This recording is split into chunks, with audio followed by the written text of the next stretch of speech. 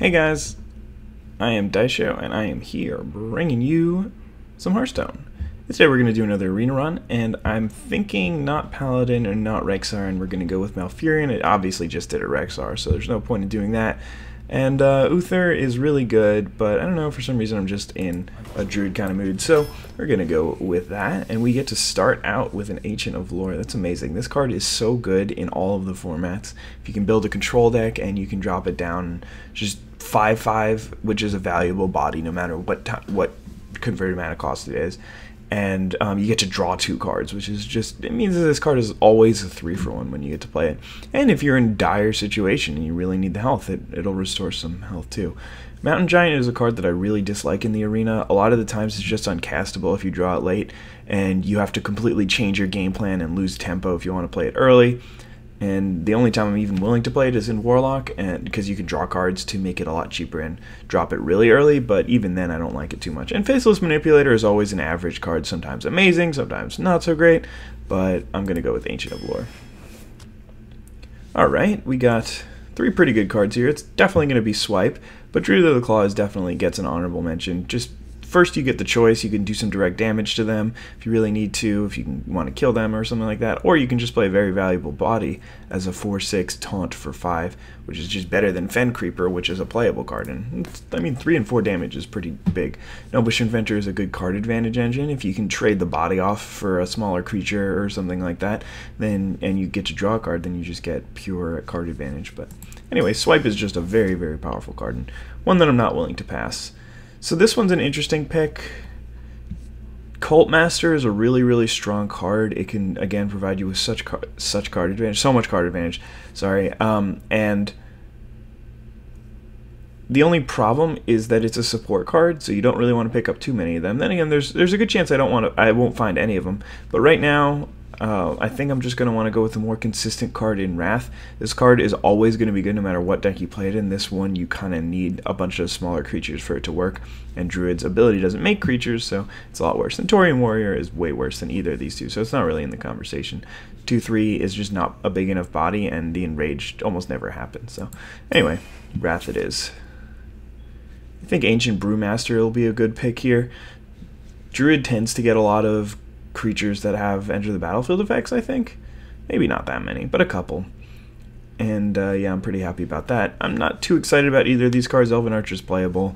Priestess of Elune, somewhat playable. I mean, a 5/4 is still a pretty big creature, and its ability is not irrelevant. It's just a little bit too expensive. If it was a 5-mana card, it would be a very, very powerful card. Or not very powerful, but it would be a pretty good card that people would be happy to pick up. But at 6, it's a little bit too expensive. So I'm going to take the Brewmaster.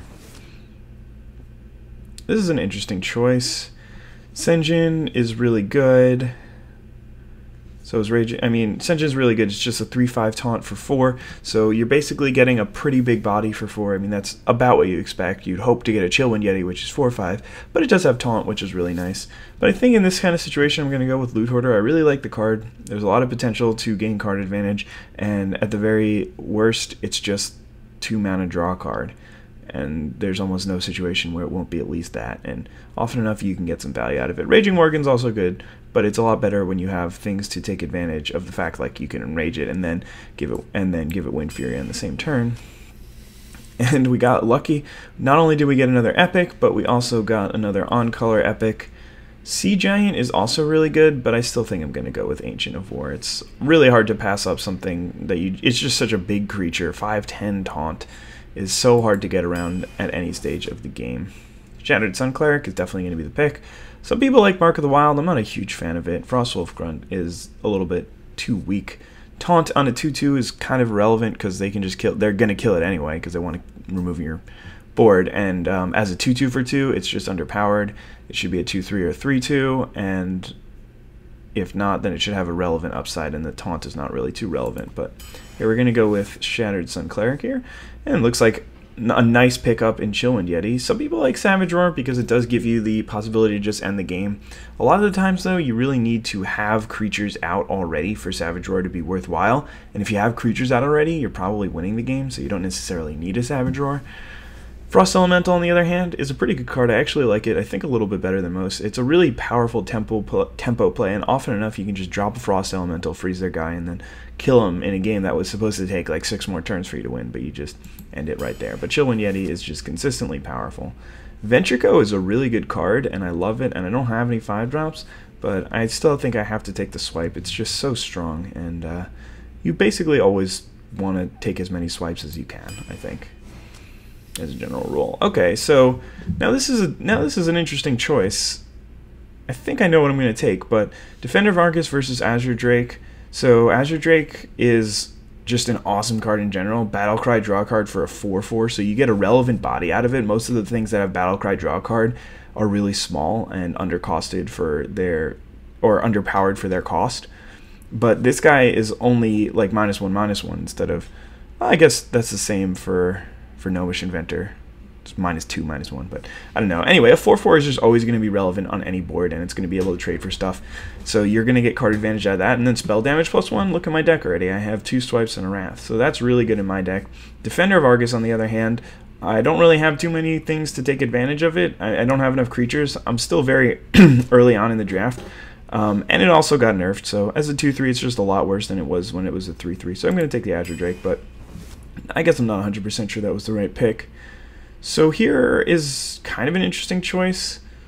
Probably going to take the Wolf Rider over the Ironfur Grizzly. Wolf Rider is a really good control card because it basically deals 3 damage for 3 mana, so you can just trade off, stall the game out a little bit longer. Mogushan Warden is not something I'm looking to pick up unless I do have a lot of things to take advantage of it, so that's usually in Priest. You can get like Inner Fire, and that makes it a pretty powerful threat, but as it stands, I don't really like that card too much. And Ironfur Grizzly is, I don't know, I think that these 2 cards are very, very similar in power level, but I think I'm going to go with Wolf Rider. Maybe that's a mistake. I don't really know. I think that they're very similar. Okay, this is an interesting choice. So my 4-drops, not really too overloaded. Swipe, you don't always play on 4. You can, but you don't always play it on 4. And same with Brewmaster. So really Chillwind Yeti is what we're looking at here. Abusive Sergeant is a lot better in a deck that makes guys like totems or Paladin Soldiers. And then there's still Archmage, which is a reasonable card to play. But I think I do like Silvermoon Guardian a little bit better than the others. Though Archmage is, I mean, a 4/7 is a really strong and powerful creature, even at 6 mana. You'd expect it to be a little bit bigger, but not much. But I do like Silvermoon Guardian as a card in general, so I'm going to take it. It's a lot cheaper. Ventrico is by far the card that I'm going to take from this pack, Healing Touch. People are playing it in Constructed, and while I don't play it, I can't say that it doesn't win games, and it might be a necessary evil, even though just gaining 8 life is is a hard pill to swallow. But Silverback Patriarch is just not a card that I'm ever looking to play, so I'll take Ventrico. I really like the card too. This is an interesting choice. I think it has to be the Innervate, but I do really like Starfire. I like it so much that I was trying to play it in Constructed for a while, but I think it might be a little bit too slow for Constructed. But as I was saying, Innervate is just really strong in allowing me to get to my Ancients faster, or even just a Ventrico early on. So I'm going to take an Innervate here. Okay, this is an interesting choice. Stranglethorn Tiger is a card that I do like a fair bit. I also like Archmage, and as I said, I still have these 3 things. I'm halfway through the draft, so if I do pick up 3 more, then that would be very powerful for Archmage. That being said, yeah, Raid Leader's not really in the conversation, but yeah, all right, I think I'm going to go with Archmage. Probably pretty close as well. Can't really go wrong either way. So Young Dragonhawk and Silverback Patriarch are 2 cards I'm not really looking to pick up. Acolyte of Pain, not really either, but it's not terrible. What I really want to see is some 2-drops. I haven't really seen too many of them yet. So Soul of the Forest is something that you would want only in a deck where you have a lot of creatures, and that's not what we're looking at here. So I'm going to take Shattered Sun over Silvermoon because I do want 3-drops over 4-drops at this point in the game, and I also think Shattered Sun's a little bit better. So, as I was saying, I do want 2-drops. Ironbeak Owl is not really a 2-drop. It looks like a 2-drop, but it's more like a 2-mana spell, so it's not a card that you play on turn 2. So I think I'm going to go with River Crocolisk over Leper Gnome. Leper Gnome's not too powerful in Limited. It's a little bit better in Constructed, which is kind of interesting. So yeah, I'm going to go with a River Crocolisk here. as a relatively powerful card. But yeah, Spellbreaker is definitely going to be the choice here. I'd rather have the Druid version of it, the 2/4 silence or deal 2 damage. I like that card a lot better. Oh, that's a rare actually, so that makes sense why I don't have it. Acolyte of Pain and Flesh Eating Ghoul are both reasonably powerful cards. This guy's pretty good card advantage engine. This guy can get pretty big, but Spellbreaker is just well sized at a 4/3. It should be a little bit bigger, but its ability silence is pretty powerful, so I like Spellbreaker as a card. Normally I think I would take the Argent Commander here, but I really need 2 drops, so I'd be taking this card not for its ability, just because it's a 2-mana 3/2. But here's the question I have to ask myself: is a 2-mana 3/2 really better than an Argent Commander? And I think the answer is going to be yes, because my late game is looking pretty powerful already, and I just need to shore up the early game so that I can make sure that I get to the late game. Argent Commander might be the right choice, but I'm going to go with Knife Juggler. I think it's pretty good. So here I'm just going to take a Mark of the Wild, since these 2 cards are pretty terrible. Naturalize is an interesting one because you do lose a card advantage, but you gain a lot on tempo. I mean, if your opponent plays a 7-drop and you just naturalize it and then start killing them, then often enough you can kill them before they deploy all of the extra resources that they got from the naturalize. That being said, I don't think I really need it in this kind of deck, and I'm going to take a Mark of the Wild.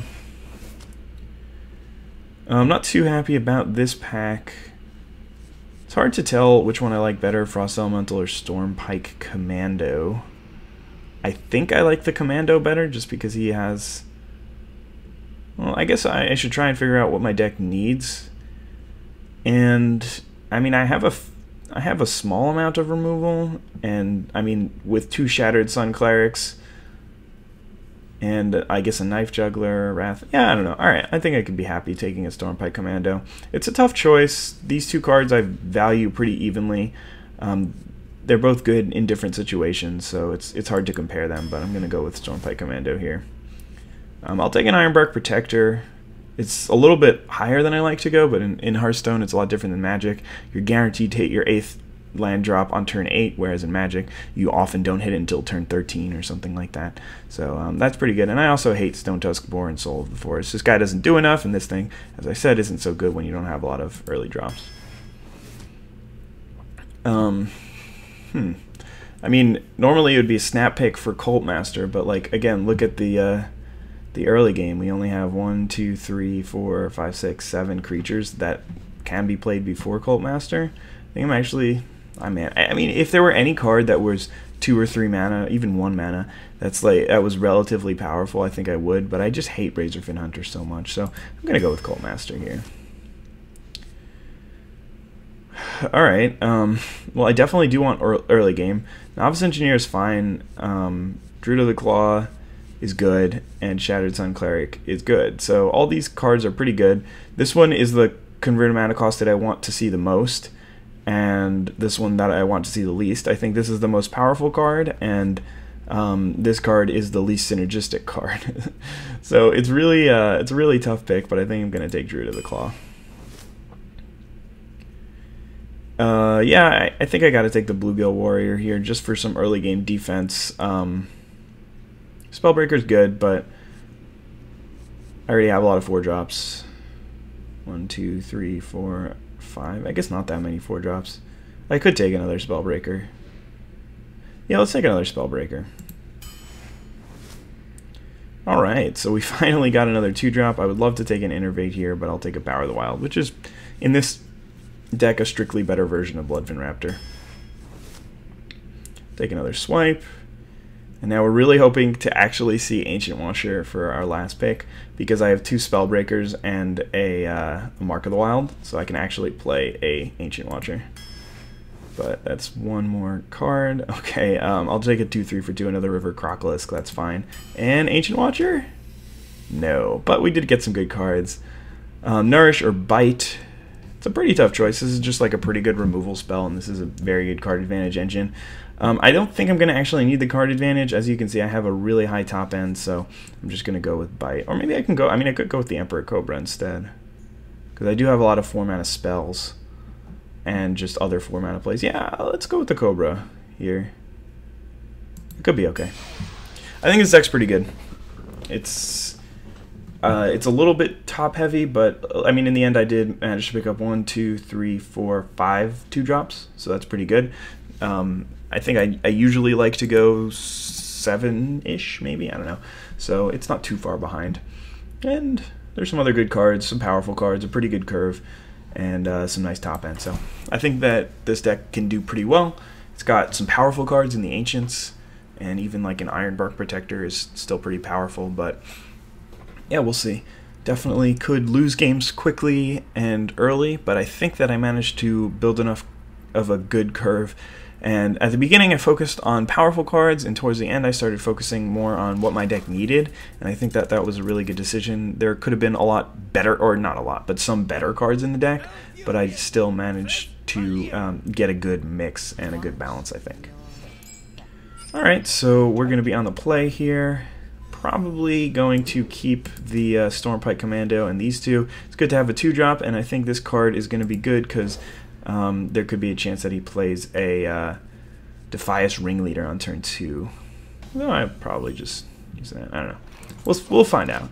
Mark of the Wild, not too good here. I'm really sad that I didn't get an Ancient Watcher for this deck. That would have been really nice. I would have much rather had that than the Cobra, but the Cobra's pretty good. Alright, no plays for my opponent. That's good for me, and I'm just going to get on the board here with a 2-3. Now, no real risk. I mean, he could play Coin into 3/3 SI7 Agent, but even that is only barely a 2-for-1, because when it's usually a 2-for-1. Alright, he's just going to play that guy. That's not a big deal. Oh, is he going to backstab this as well? Okay, that's completely okay. Yeah, that's fine. So I think I have two options here. I could just Wrath this and then trade that, and then trade 2 for 2. Or I could just Wrath this and then trade here, and then all I have to do is deal with this 1/1 eventually, which shouldn't be too much of a big deal, and I'll get my full 2-for-1. So I think that's what I'm going to do. It's perhaps a little bit greedier of a play, but it uses my damage more efficiently, so I do like it for that. And now next turn I have a pretty nice play set up and just make a 3/2 shapeshift, kill this. Obviously I have to deal with whatever my opponent plays, but I'm confident that I can get back into this game with the cards that I do have. So that's really not a big deal. I can definitely deal with that. My opponent's already used the coin, and I'm up a full card at this point. So that's pretty exciting. And yeah, we'll see what we can do here. Next turn I can drop this Ancient of Lore if I want, and draw a couple of cards and drop a 5/5 into play. So basically what's going to happen if I do that, since I'm using 2 cards to get the Ancient of Lore into play, it's basically just reads 5/5 for 5, draw a card, which is okay. I mean, that's like a little bit better of a Azure Drake. So definitely a possibility for me to do that. But I'm gonna see what I draw first. I could just play a regular Azure Drake. Tough choice. Yeah, let's do that. It gives me more options because later on I can use the Innervate for another purpose. And I might want to end up doing that. The only issue with this play is the 5/5 is a lot different here, because then I could Stormpike Commando, kill the Mogishan Warden. But now I can't do that. Or I guess I could. Oh no, because I only have 6 mana. So I won't be able to Stormpike plus Shapeshift to kill this. So I'm not really sure what I'm going to be doing next turn. Okay. What could this possibly be? Eviscerate or Sap? I can't imagine he's sapping my creature here. It's got to be an Eviscerate. Oh, okay. Stormpike Commando of his own, sure. So that just gives me a full 2-for-1 because he traded his 2/3 for my guy, so that's pretty good for me. And right here I'm just going to play it safe and take out his guy. No reason to... Sorry, I'm going to clear my throat. No reason to innervate something out. I guess I could have innervated out an Acolyte of Pain, but I do like the fact that I have this... these options available to me. So him playing a 3/2 is pretty scary for me, and also that, in fact. And he's going to be able to just take out my guy here. So it's a little bit annoying. Oh, he's actually just going to attack it. That makes a lot more sense than taking 4 damage. It takes makes more sense to take 4 damage on your hero than on your creature. But this is going to be a tough game to come back from. Whoa there, buddy. That's really good for me. I was going to have to play this turn a lot more difficultly. That didn't make any sense. But now my opponent helped me out, and I can silence that and go ahead and kill that. Yeah, and then I'll drop an Acolyte of Pain. So, thank you, opponent. I appreciate that. It was very kind of you to not kill my guy. There's really no point in getting that 1 extra damage in, because, yeah, I mean, I guess he was just figuring that I would have to attack into his Taunter, but with a hand of 7 cards or whatever ridiculousness I had, that's just probably going to be classified as an actual misplay. So I wonder if he's going to use that Patient Assassin to take out the 4-3 or the 1-3. Definitely a possibility, but I'm really not sure how he's going to play it. Just because it would be really helpful for me if he did that, but there's a good chance that he doesn't unstealth it here. The way that this game is developing is really interesting. Since he's got this 1/7 on board, it's not something I can easily deal with, so it's pretty likely for me to just be ignoring his creature, or at least not all of his creatures necessarily, but at least that one. So this turn I think is just going to be pretty simple, but I'm going to wait a second just to see what I draw first. Okay, so yeah, I'm going to first attack into there just to take advantage of his card. And yeah, I think I'm just going to, let's see, I've got 1, 2, 3, 4, 5, 6 cards. So let me think about this for a little bit, because if he attacks me for 6, 7, down to 15, then I could be in danger of dying soon. So another play that I could make is just to play Loot Hoarder, give it +1/+1, and then Shapeshift and attack.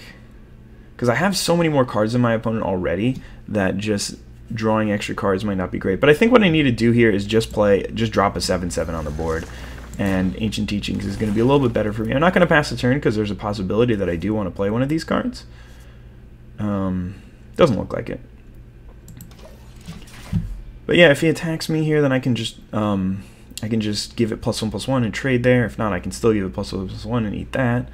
There's a good chance that he makes this trade, but if he, I mean, I hope he does, because there's no way that I'm losing this game the longer it goes.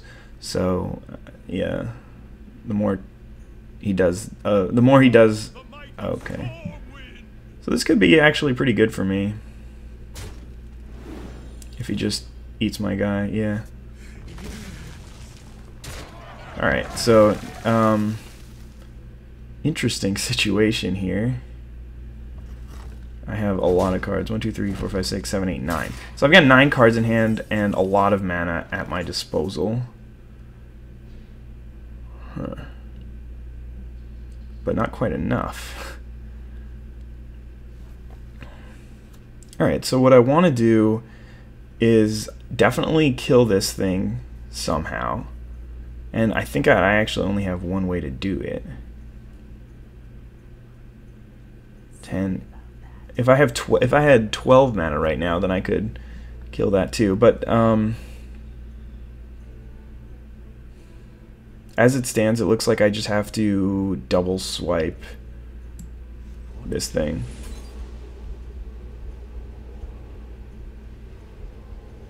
I don't have to double swipe it.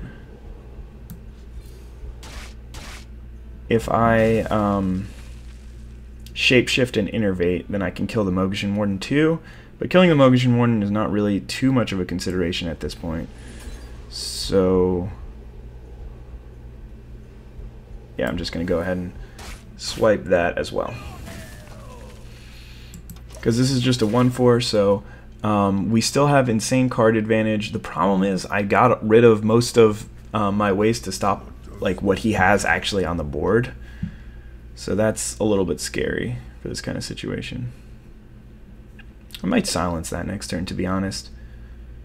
It's gonna be, I'm gonna be hard pressed to find a better situation where silence is gonna help. So I think I'm actually gonna go for it, but we'll see what we draw first. I think I know what my play is gonna be though. Yep, hasn't changed. So I'm gonna drop this. Let me just say 8, 10. We have 10 mana. Okay, so I'm gonna do that. Give it taunt. And actually, to be honest, silencing that isn't really too much of a consideration. But I think I'm still going to, just in case he has like a sap or something like that. I don't want to take a lot of damage from this. And just because, like, if the last 2 cards remaining in his hand are sap and cold blood, then, like, I basically just die. So, I mean, while it's not likely, it's definitely a possibility. And this definitely is a good target to be silenced or sapped or something like that. Sap returns an enemy minion to its owner's hand for 2 mana. Sinister Strike, probably setting off a combo here.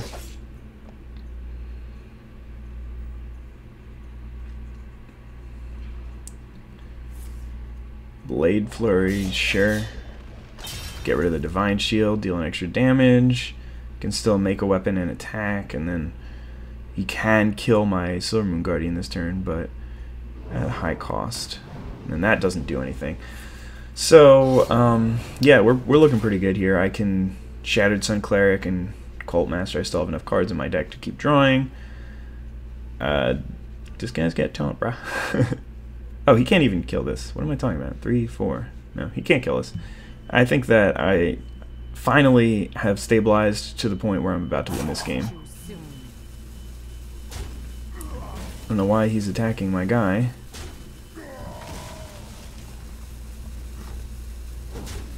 But I'll take it.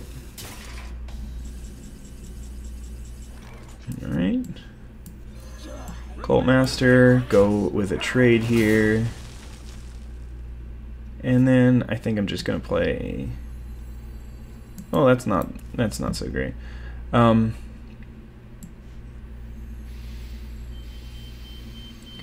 I'm gonna play a Shattered Sun and then another Shattered Sun. And I don't really have to worry about any board sweepers here. Maybe I should have played out another thing, because this is 6, 10, 16. No, I have lethal for next turn. But yeah, I don't think I have to worry about any board sweepers here. Yeah, this is, I have lethal on board. 12, 16, 17.